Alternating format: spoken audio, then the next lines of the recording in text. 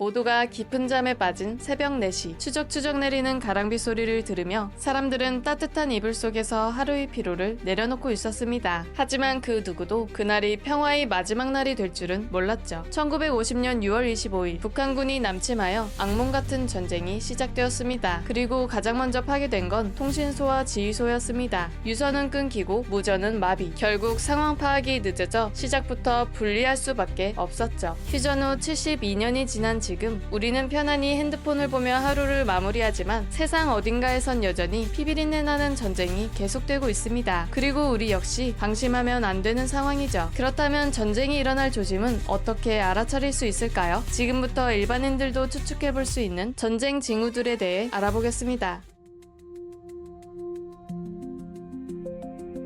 전쟁 전에 전략자산이나 군수물자를 넉넉히 비축하는 것은 총알을 넉넉히 준비하는 것만큼 중요합니다. 역사적으로도 식량 부족이나 전략자원 고갈로 인해 전쟁에서 패한 사례가 많기 때문이죠. 그 중에서 가장 중요한 것 중 하나가 부상당한 병사를 위한 수혈팩입니다. 때문에 오형혈액, 지혈제, 수술도구가 대규모로 군병원에 이송되는 현상이 발견된다면 전쟁을 의심해봐야 됩니다. 실제로 2022년 러시아가 우크라이나 침공 직전 국경지대 군 병원에 대량의 수혈팩 과 응급의료 물자를 반입했고 이 사실을 포착한 미국은 이를 침공 임박 신호로 판단했죠. 특히 평소보다 O형 헌혈 캠페인이 급증한다거나 야간 헌혈차 운영이 확대된다면 일반인들도 감지할 수 있습니다.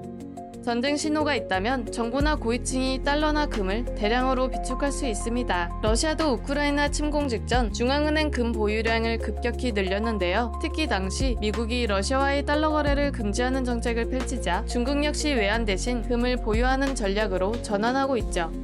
사회고위층이 많이 사는 지역 마트에 생존에 필수적인 식품들이 동시다발적으로 품절되어 있다면 의심해봐야 합니다. 고위공무원, 군관계자, 기업 임원 등은 언론 보도 전에 정보대책회의, 기관 회람 등을 통해 정보를 일찍 알게 되어 다른 사람보다 먼저 사재기할 가능성이 높습니다. 전쟁에서 통신은 핏줄이나 다름없습니다. 핏줄이 끊기면 군대는 마비됩니다. 그래서 전쟁 초기에 상대편의 통신 시스템을 먼저 파괴하는 것입니다. 북한군도 6.25 당시 남한이 전화망, 철도, 통신선 등 유선망과 무선망을 집중 타격해 우리 군의 의사결정을 지연시켰죠. 일반인들은 갑작스런 통신 두절, 인터넷 속도 저하, 비상 통신 점검 방송 등이 발생할 때 의심해볼 수 있습니다. 군 지휘소 간 암호화 트래픽이 급증하면 전쟁 준비 신호일 수 있습니다. 일반인이 직접 이 통신량을 감지하긴 어렵지만 간접적으로는 통신 속도 저하, GPS 오작동, 정보의 통신 점검 공지 등을 통해 징후가 나타날 수 있습니다. 위성통신, 광케이블, 일부 기지국이 군 민간 혼용일 경우 민간 통신망의 속도 저하나 끊김 현상이 발생할 수 있기 때문이죠. 내비게이션이 오작동하거나 통신망이 비정상적일 경우 전파방해 훈련일 수 있습니다. 실제로 이스라엘 하마스, 러시아 우크라이나 전쟁 등 현대전에서 GPS 교란 장치를 활용해 드론과 미사일 적중률을 10분의 1 수준까지 낮춘 사례가 보고되고 있습니다. 우리나라 또한 2010년대에 북한이 GPS 교란 공격을 반복해 일부 GPS 전파 수신에 오류가 발생하는 등 피해 사례가 보고된 바 있습니다. 드론이나 위치 기반 앱이 먹통이 되거나 방송 수신 오류가 잦아지는 현상이 있다면 의심해볼 수 있습니다. 특히 GPS 전파 방해는 비행기 사고 위험을 증가시키는데요. 실제로 러시아의 GPS 교란 공격 때문에 영국 국방장관이 탑승한 공군기가 인터넷 접속, 위치 확인이 차단된 사례도 있고 민간 항공편이 취소된 경우도 있습니다. 일반인들은 GPS 기반 앱이나 내비게이션이 제대로 작동하지 않아 교통체증을 겪게 된다면 의심해볼 수 있습니다. 야간에 많은 군트럭과 장비가 국경이나 특정 지역으로 이동한다면 전쟁을 의심해볼 수 있습니다. 러시아도 2021년 말부터 국경에 야간 병력 배치를 감행했습니다. 시민들은 군사적으로 중요한 도로에 대해 우회 요청 문자를 받거나 공항 출국 지연 공지 등을 통해 간접적으로 감지할 수 있습니다. 군 내부에 전시전환 명령이 내려지면 장교들이 조기 복귀합니다. 실제로 러시아도 침공 전 병사 휴가를 일괄 중단했죠. SNS에서 활발하던 군인 배우자 계정이 갑자기 조용해지고 계정이 비공개 전환된다면 의심해볼 수 있습니다. 군인 가족이 SNS를 하는 건 자유이지만 SNS를 통해 군사 정보가 본인도 모르게 유출될 시 법적 책임과 군사 징계를 받을 수 있죠. 대통령이 공개석상에서 갑자기 사라지고 일정이 모두 비공개로 전환될 경우 의심해볼 수 있습니다. 전쟁이 임박했을 때 미국, 일본, 유럽 대사관들이 자국민을 조용히 대피시킵니다. 실제로 2022년 2월 초 미국과 유럽 주요국 대사관은 키이우 주재 외교관 가족들에게 철수를 지시했고, 이는 침공 약 2주 전에 이루어졌습니다. 따라서 대사관 차량 이동이 증가하고 외교관 가족들이 짐 정리를 목격한다면 의심해볼 수 있습니다.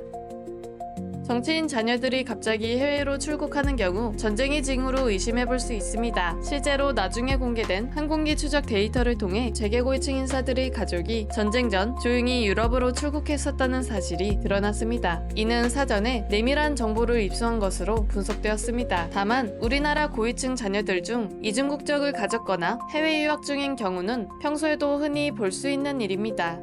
전투를 대비한 응급수술 텐트, 냉장 차량, 야외 병동이 설치됩니다. 실제로 2022년 러시아는 우크라이나 국경지대에 야전병원을 사전 설치했고, 인공위성으로 포착된 이 장면은 미국이 전쟁 임박을 눈치챈 계기 중 하나였습니다. 전쟁 임박 시에는 수혈팩 운반용 무표기 냉동차가 야간에 병원으로 출입할 수 있습니다. 전쟁을 벌이기 전 고위층들은 국민을 먼저 설득시키거나 세뇌하는 작업을 선행합니다. 그래서 중국의 동북공정이나 일본의 독도왜곡 교과서에도 민감하게 대응해야 하는 것입니다. 물론 당장 전쟁이 일어나는 것은 아니지만 이를 장기적으로 보면 매우 위험한 것이죠. 실제로 푸틴은 전쟁을 일으키기 전인 2021년 7월 우크라이나는 러시아의 일부라는 내용의 칼럼을 크렘린궁 공식 홈페이지에 게재했고, 미국 CIA는 이를 전쟁 명분의 공개적 정당화로 해석했습니다. 일반인은 대통령 연설, 공식 성명, 국영 언론 기사에서 민족, 역사, 피의 유대 같은 역사적 정당성을 강조하는 단어가 사용될 경우 주의해야 합니다. 이는 군사행동의 정당성을 대중에게 세뇌하기 위한 사전 작업일 수 있기 때문이죠. 전쟁이나 이에 준하는 비상사태가 발생하면 정부는 공무원들을 비상근무에 투입할 수 있습니다.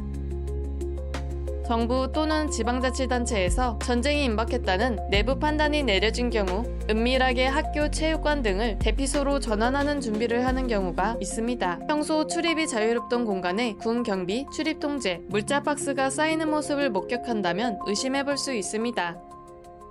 전쟁은 대부분 긴 시간 동안 준비된 끝에 시작됩니다. 사람들은 항상 말합니다. 설마 지금은 아니겠지. 하지만 전쟁은 항상 그런 설마의 순간에 시작되었습니다. 이 영상을 가족들에게 공유하고 함께 대화를 나눠보시기 바랍니다.